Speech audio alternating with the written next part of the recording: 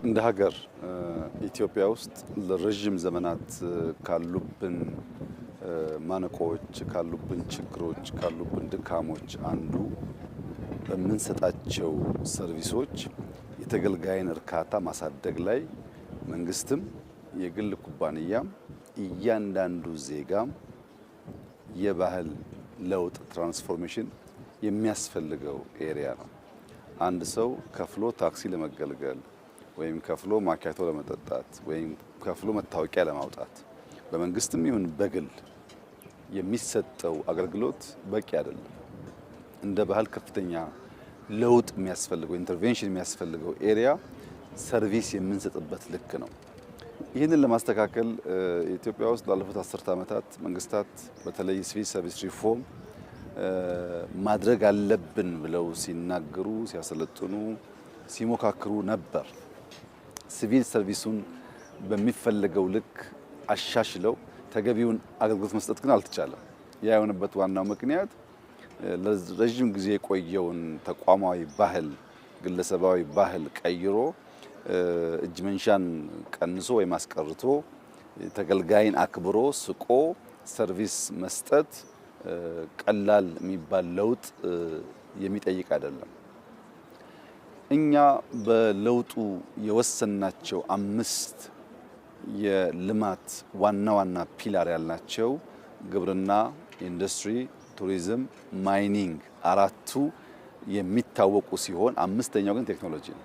ቴክኖሎጂ የማይኒንግን ፕሮዳክቲቪቲ ለማሳደግ፣ የግብርናን ፕሮዳክቲቪቲ ለማሳደግ፣ የኢንዱስትሪን ፕሮዳክቲቪቲ ለማሳደግ እንዲሁም ቱሪዝም ላይ ያለውን ኮኔክቲቪቲ፣ ሰርቪስ፣ ቨርቹዋል አክሰስ ለማሳደግ ሁሉን የልማት ሴክተሮች የሚያሳልጥልን አንዱ ዋናው ፒላር ቴክኖሎጂ ነው ብለን ነበር። በእያንዳንዱ ዘርፍ ውጤት አግኝተንበታል። ለምሳሌ ቴሌኮም ላይ፣ ፋይናንሻል ሴክተር ላይ እንደሚታወቀው። ወደ ሰርቪስ ሲመጣ ግን በጣም በቅርብ ጊዜ ነው ኢትዮጵያ ውስጥ በአንድ ሴንተር ብዙ ሰርቪሶች መስጠት የጀመርነው። ቢበዛ አመት ገደማ ይመስለኛል ከጀመርን ስራውን። በዚህ አመት ጊዜ ውስጥ በአንድ ሴንተር የጀመርነው ዛሬ 45 ገደማ ሴንተር ደርሰናል። በዚህ አመት መጨረሻ እስከ መስከረም ከ100 በላይ ሴንተሮች ይጠናቀቃሉ። ቢሮ ተገንብቶላቸው ሰው ሰልጥኖ ሲስተም ተጭኖላቸው ለማህበረሰቡ አስተዋውቀን ሰርቪስ ፕሮቫይድ እናደርግባቸው ሴንተሮች ማለት ነው። ባለፈው አመት ከ1 ሚሊዮን ሰው በላይ ሰርቪስ ተገልግሏል። 3000 ገደማ ሰርቪሶች መታወቂያ፣ የልደት ሰርቲፊኬት፣ ንግድ ፍቃድ፣ ፓስፖርት እንደሚባለው አይነት እያንዳንዱ ተቆጥሮ 3000 ገደማ ሰርቪሶች ቨርቹዋሊ ወይም ከአንድ ሴንተር ይሰጣሉ።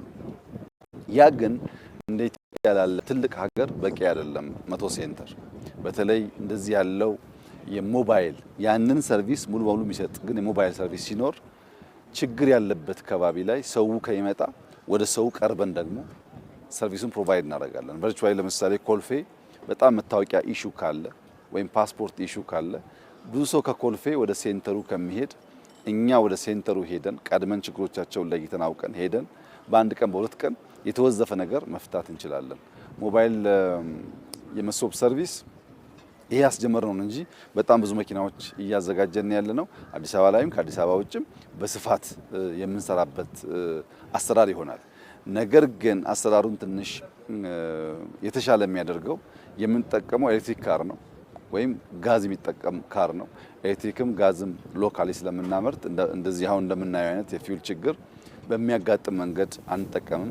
በአብዛኛው ግን ኤሌክትሪክ ካር ነው። ኤሌክትሪክ ካር በመሆኑ ክሊን ኤነርጂ ይጠቀማል፣ ኢንተርኔት ዳታ ይጠቀማል። ውስጡ በቂ ሰርቪስ መስጠት የሚያስችል ኢንፍራስትራክቸር አለው፣ ሲስተም አለው። ሰው እየለመደ ሲሄድ ዩኒቨርሲቲዎች ጋር ሄደን፣ ሃይ ስኩሎች ጋር ሄደን፣ ገበያ ሰፈር ሄደን፣ ሰዎች ሰብሰብ ያሉት አካባቢ ሄደን ሌላ ጉዳያቸውን እየፈጸሙ እግረ መንገድ መታወቂያ ያወጣሉ። ሞል ሄደው እየገዙ እዛው ፓስፖርት ያድሳሉ። ሞል ሄደው እየገዙ እዛው ንግድ ፍቃዳቸውን ያድሳሉ ማለት ላይፋቸውን ያቀልላቸዋል። የመሶብ አገልግሎት ኢትዮጵያ ውስጥ እያመጣ ያለው እርካታ በየጊዜው የሚነገር ስለሆነ እሱን አልደግመውም። ነገር ግን መስፋት አለበት፣ መለማመድ አለብን። ከሴልፎን ሰው እነዚህን ሰርቪሶች ማግኘት አለበት። ከሞባይል መኪና ቀጥሎ ወደ ሞባይል መግባት አለበት። ሰርቪሱ በቀላሉ መገልገልም መቻል አለብን። ያ ደግሞ እንዲሆን ዲጂታል አይዲ ወሳኝ ነው።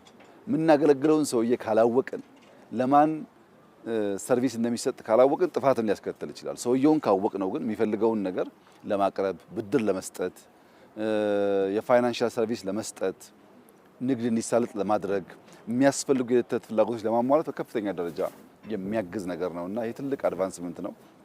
በአፍሪካ ፈርቀዳጅ የሚባል የመንግስት ኢንተርቬንሽን ስራ ነው። ማንም ሰው ወደኛ የመሶብ ሴንተር ወደ ኦፊሶቹም አሁን ደግሞ ወደ መኪናውም ሄዶ እንዴት ሰርቪስ ኢንሃንስ እንደተደረገ እንደተሻሻለ ማየት መመስከር ይችላል። እንደዚህ ያለው ስር ነቀል ለውጥ የሚያመጡ ኢንተርቬንሽኖች ለምናስበው የብልጽግና ጉዞ በጣም ወሳኝ ናቸው። ሰርቪስ ከታነቀ ብልጽግና ማረጋገጥ አይቻልም። ሰርቪሱ ሲፍታታ ሰው ከቤቱ ቢሮ የሚሄድበት ሰዓት 1 ሰዓት ሲሆንና 30 ደቂቃ ሲሆን አንድ አይደለም። እኛ በትራፊክ ማኔጅመንት መንገድ አስፋፍተን ከእያንዳንዱ ዜጋ 10 ደቂቃ በቀን ብናተርፍለት 10 ደቂቃ ስጦታ ሰጠነው ማለት ነው። ሰውየው በህይወቱ ላይ የሚባክን 10 ደቂቃ ሰጠነው ማለት ነው። በገንዘብ ቢለካ ብዙ ሊሆን ይችላል። ያችን 10 ደቂቃ ተጠቅሞ መነገድ፣ ማትረፍ፣ ማረፍ የፈለገውን ነገር ማድረግ ይችላል። ሲደመር ደግሞ ብዙ ቀናት ይሆናሉ።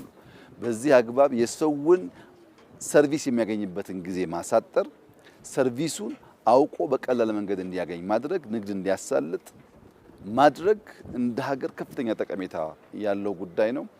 የሲቪል ሰርቪስ ሪፎርም አካሄዳችን ስትራቴጂውን ካወጣን፣ አመራር ካሰለጠን፣ ሲስተም ዴቨሎፕ ካደረግን በኋላ እየሄድንበት ያለው ፔስ በጣም ደስ የሚል ነው። ቴክኖሎጂ ሪስፖንድ እያደረገ ነው በሁሉም ሴክተር። በተለይ ሰርቪስ ላይ የመጣ ያለውን ለውጥ አፋጥነን በሚቀጥሉት 2-3 ዓመታት በተሟላ መንገድ ሰዎቻችን ከያሉበት ስፍራ ሆነው ሰርቪስ የሚያገኙበትን ነገር ለማምጣት ጥረት ይደረጋል። በአመት ጊዜ ውስጥ ግን 2000 ገደማ ሰርቪስ ከ45 ያላነሱ ሴንተሮች፣ አሁን ደግሞ ሞባይል መኪናዎች ማስፋት በጣም ምሳሌያዊ የሚባል ስራ ነው። ይሄን እንግዲህ የሚያውቀው ያውቀዋል። በጣም አስቸጋሪ እና አታካች ለመፈጸም አደገኛ የሆነ አሰራር ነው። ቀላል አይደለም። ከነበርንበት ባህል፣ ከነበርንበት ልምምድ፣ ከነበርንበት የአሰራር ዘዬ ወጥቶ አዲስ ነገር መለማመድ ቀላል ነገር አይደለም። የካልቸር ለውጥ ይፈልጋልና እየመጣ ያለው ለውጥ በጣም ተስፋ የሚሰጥ ነው። ዜጎቻችን ሰርቪሱን በደንብ ማወቅ አለባቸው፣ መገልገል አለባቸው፣ ማትረፍ አለባቸው። ከሰርቪሱ በሚገኝ ትሩፋት ደግሞ የሀገር እድገት ውስጥ ግብአት ሆኖ ማገልገል አለበት። በዚህ መንገድ በተሳሰረና በተሰናሰለ አፕሮች የኢትዮጵያን ብልጽግና ለማረጋገጥ የጀመርነውን እጅግ አስደሳች ተስፋ ሰጪ አመርቂ ስራ በሁሉም ሴክተር ታይቶ ተሰምቶ በማይታወቅ ልክ ኢትዮጵያ ውስጥ እጅግ አመርቂ ጉዳዮች እየመጡ ስለሆነ እሱን በሚያፋጥንና በሚያሰናስል የተሟላ ብልጽግና በሚያረጋግጥ አግባብ የምንሰራ ይሆናል። ዛሬ ባየሁት ነገር በጣም ደስ ብሎኛል። ዜጎቻችን እንዲያዩ እንዲገለገሉ እመክራለሁ።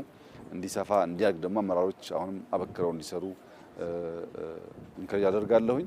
በጣም ጥሩ ነገር ነው። በዚሁ ይቀጥል፣ እንበርታ ማለት ፈልጋለሁ። እጅግ አድርጌ አመሰግናለሁ።